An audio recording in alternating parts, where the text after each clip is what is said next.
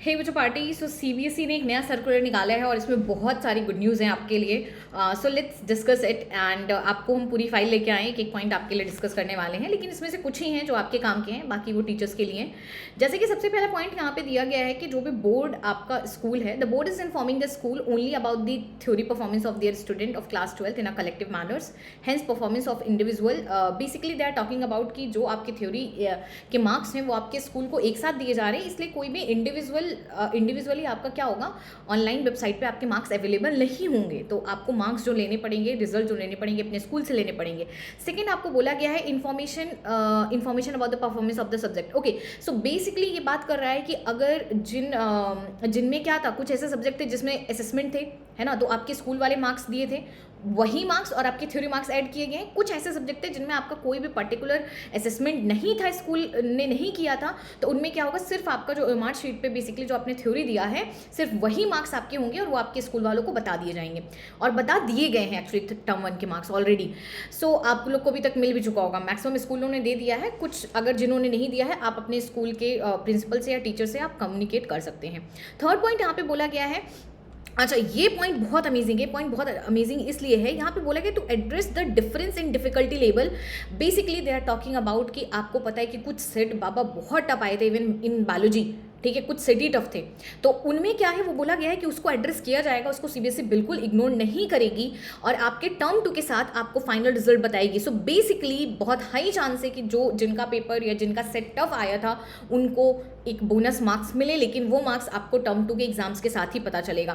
Fourth point का आपका है ये कि जो बच्चे आपके स्कूल एग्जामिनेशंस मिस किए थे बिकॉज ऑफ कोविड और any other reason, it may be sports और ओलंपियाड्स और एनीथिंग, उनके जो परफॉर्मेंस होंगे वो सिर्फ टर्म 2 के रिजल्ट ऐड किए जाएंगे, उनका टर्म 1 से मतलब ही नहीं है। बेसिकली उनका 100% उनका टर्म 2 ही सिलेबस होगा, वही उनके मार्क्स होंगे, ठीक है, तो कोई लॉस उनका है नहीं। So that's very good point that CBSE is considering all those points. And fifth point, that is why I say that CBSE is actually a great board, which I respect in that manner. Okay, fifth point आपको बोला गया है कि आपके सिर्फ theory के marks आपके school को दिए गए हैं, क्योंकि ऑब्वियसली उनके पास प्रोजेक्ट या प्रैक्टिकल जो असेसमेंट थे वो उनके पास ऑलरेडी थे, बिकॉज स्कूल वालों ने दिया था। और सिक्स्थ पॉइंट आपको बोला गया है कि टर्म 1 का आपको कोई मार्कशीट और साथ में पासिंग सर्टिफिकेट नहीं मिलेगा। आप स्कूल से आप रिजल्ट ले सकते हो, अपने मार्क्स पता कर सकते हो कि हाँ हाँ आपके सब्जेक्ट पर्टिकुलर क्या आए हैं, लेकिन क्या है ना कि आपका टर्म 1 टर्म 2 जोड़ के रिजल्ट मिलेगा। तो अभी एज सच कोई डिसीजन ही नहीं कि हाँ भाई आपको क्या है, क्या मार्क्स मिले या फिर आपका क्या पोजिशन है या फिर जो भी कुछ है। सो बेसिकली आपका क्या है, टर्म 2 के साथ ही आपका टर्म 2 1 के बाद ही मिलेगा, टर्म 2 के बाद ही मिलेगा। अभी आपको सिर्फ मार्क्स पता चलेंगे और उतने का आई थिंक आपको काम है ना, आपको कहाँ पे फॉर्म फिल करना है कि आपको सर्टिफिकेट कुछ लगाना है, अभी तो टर्म 2 तक आपका हो ही जाएगा। अच्छा ये पॉइंट बड़ा अमेजिंग है, it is the very very important and amazing point to be noted here. यहाँ पे आपको बोला गया है the weightage of term 1 and term 2 will be decided at the time of declaration of term 2 result, accordingly the final performance will be calculated. भाई साहब आपको पता ही नहीं चलना है कि टर्म 2 का वेटेज कितना है, टर्म 1 रिजल्ट जब ये बताएंगे तब आपको बताएंगे कि हाँ आपके टर्म 2 का वेटेज कितना था, टर्म 1 का वेटेज कितना था। And I think this is actually best part. ये बेस्ट पार्ट इसलिए है, इन्होंने मेरे अकॉर्डिंग जितना हम एनालाइज कर पा रहे हैं, ये एनालाइज कर पा रहे हैं कि देखो सिचुएशन हमें पता नहीं अपकमिंग आने वाले दिन में क्या है, but we are hoping for the best. अगर सिचुएशन अच्छी रहेगी तो जहाँ तक है ना, टर्म 2 का जो आपका वेटेज होगा वो मोर देन 50%, 110% जाएगा, ठीक है। कोविड वगैरह अगर नहीं आ गया बेटा तो टर्म 2 का वेटेज आपका ज़्यादा होगा, इसलिए अगर जिनके भी टर्म 1 खराब हुए हैं तो टेंशन लेने की बिल्कुल बात नहीं, क्योंकि आप टर्म 2 में टोटली एंड टोटली इंप्रूव आप कर सकते हो। हाँ अगर कोई सिचुएशन खराब आई तो ये भी हो सकता है कि भाई इसका वेटेज कम भी हो सके, लेकिन वो होगा नहीं, ज़्यादा ही होने का चांस है जितना मुझे पता है। 8th पॉइंट पर हम आ जाते हैं, फिर भी सीबीएसई कुछ भी कर सकती है। Result of class 12 will declare only, यही सेम बात कि टर्म 2 के बाद ही आपका एक फाइनल रिजल्ट, आप पास हो, रिपीट है, कंपार्टमेंट है, क्या कैटेगरी है वो आपको टर्म 2 के बाद ही पता चलेगा। और फिर आपका एक सवाल आता है कि मैम टर्म 1 के बाद अगर मैं टर्म 2 के बाद हमें पता चला कि कंपार्टमेंट आ गया, तब तक तुम टर्म 2 का पूरा सिलेबस भूल जाएंगे। तो उसके लिए एनसीईआरटी ने पूरा, सीबीएसई ने पूरा ही एक बहुत अच्छा पॉइंट बोला है कि कंपार्टमेंट एग्जाम्स जो होंगे वो सिर्फ और सिर्फ आपके टर्म 2 के सिलेबस पे होंगे। So which is best part. But बेटा कंपार्टमेंट के दिन ही क्यों आने देना है, ये पॉइंट तो आपके लिए मतलब ही नहीं होना चाहिए, क्योंकि आपके पास इनफ टाइम है, आपका मेम एग्जाम शुरू हो रहा है, ठीक है।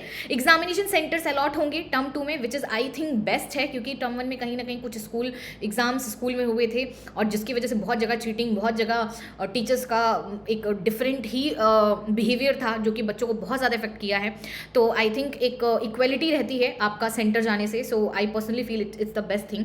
सो टेंशन नहीं लो, कोई चांस नहीं कि आपका होम सेंटर होगा, ठीक है, टर्म 2 में। अच्छा 12 पॉइंट ये बेसिकली आपके लिए कुछ खास के, अच्छा हाँ, ये 12 पॉइंट आपके बहुत खास बात है, आपके लिए ये भी इंपॉर्टेंट है। ये देखो यहाँ पे बोला गया अगर किसी क्वेश्चन में अगर कोई गलती है या रिकैलकुलेशंस आपको कराने हैं, है ना, तो आपका वो सारी चीज़ें आपकी CBSE कंसीडर करेगी और डेफिनेटली अगर कोई रॉन्ग वगैरह क्वेश्चन उस पर मार्क्स मिलेंगे और अभी आप इसके लिए फॉर्म फिल कर सकते हो।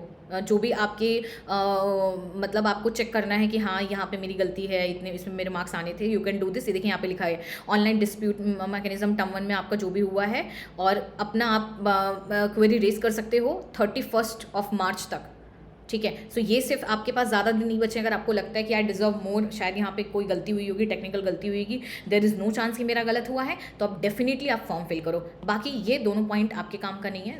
बाकी ओवरऑल जो हम आपको समरी बताना चाहें तो 2-3 चीज़ें समरी हैं। सबसे पहले आपका टर्म 2 का वेटेज 50% ज़्यादा जा सकता है, दूसरा आपका बोनस जा सकता है, तीसरा पॉइंट जो हम पर्सनली बोलना चाहेंगे वो ये है कि आप अपनी रीचेकिंग अप्लाई कर सकते हो अप टू 31